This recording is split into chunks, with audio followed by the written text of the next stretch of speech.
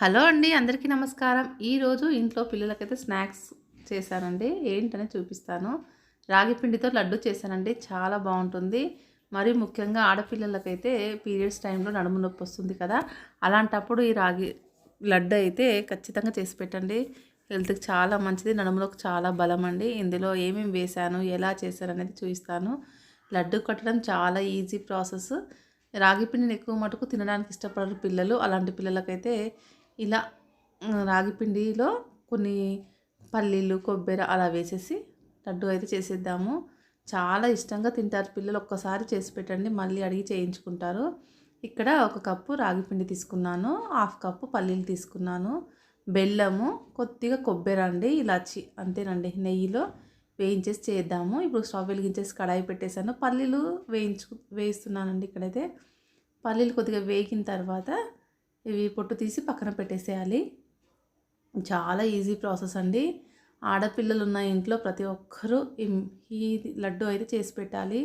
పిల్లలకు చాలా మంచిది. ఇందులో ఐరన్ ఉంటుంది. మా ఇంట్లో అయితే అప్పుడప్పుడు స్నాక్స్కు ఇలా చేసి పెడుతూ ఉంటాను. చూడండి, పల్లీలు అయితే వేగిపోయాయి. ఇక్కడ పక్కన పెట్టేస్తున్నాను.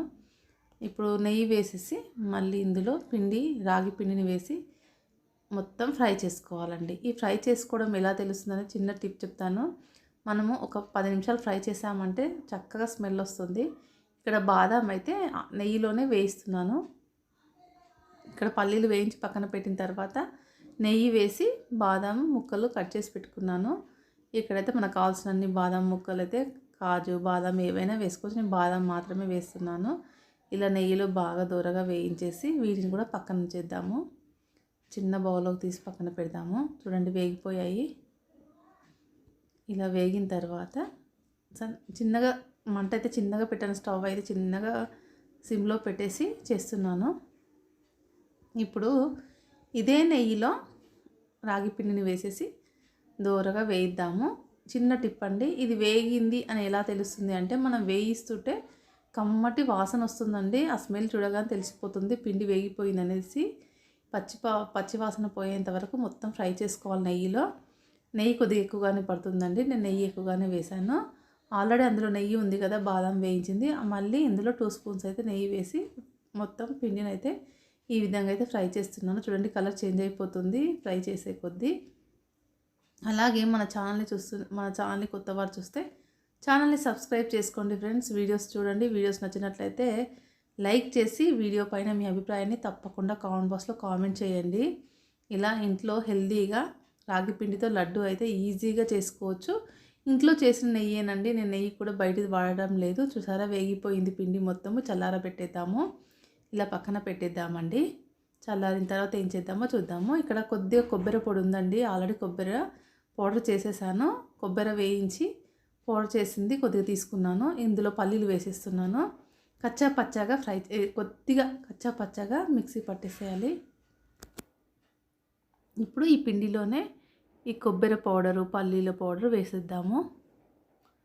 ఇలా రాగి పిండిని ఇలా ఒక బౌల్లోకి తీసేసుకొని అందులోనే కొద్దిగా ఇలాచి, అలాగే కొబ్బరి పౌడరు, పల్లీల పౌడర్ వేసేసాను. మనం వేయించి పక్కన పెట్టాం కదా బాదాము, అది కూడా ఇందులోనే వేసేసేయాలి. చూడండి, ఇలా వేసేసేయాలి. ఇలా అన్నీ వేసేసి కలిపేసేయాలి. ఇలా మొత్తం వేసేసి కలిపేసేయాలి. ఇలా మొత్తం కలిసిపోవాలి పిండిలో.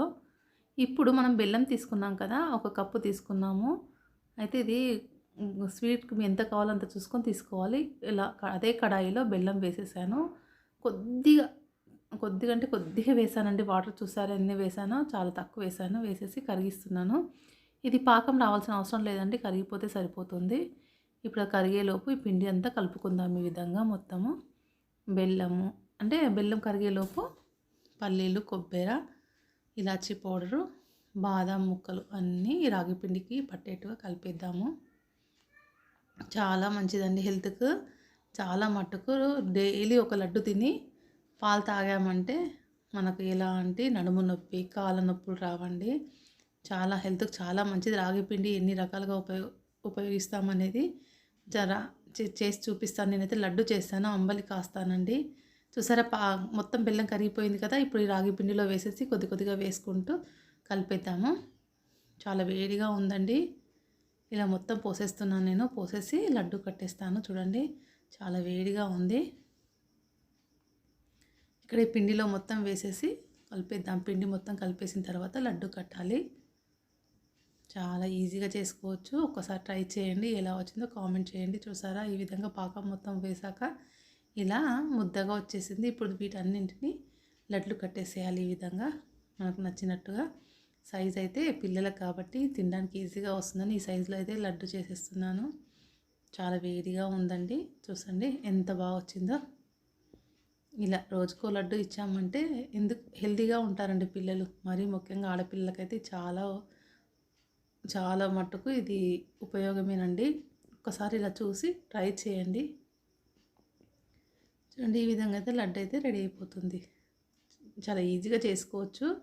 కాకపోతే నెయ్యిలో వేయించామంటే కమ్మటి వాసన వస్తుంది. రాగిపిండి కాబట్టి టేస్ట్ చాలా బాగుంటుంది. ఈ విధంగా అయితే లడ్డు రెడీ అయిపోయాయండి. ఇదండి ఈరోజు మనము రాగి పిండితో లడ్డూని ఈజీగా ఇంట్లో చేసిన నెయ్యితో నేనైతే ఈ విధంగా అయితే లడ్డు చేసేసాను. సూపర్గా వచ్చాయి.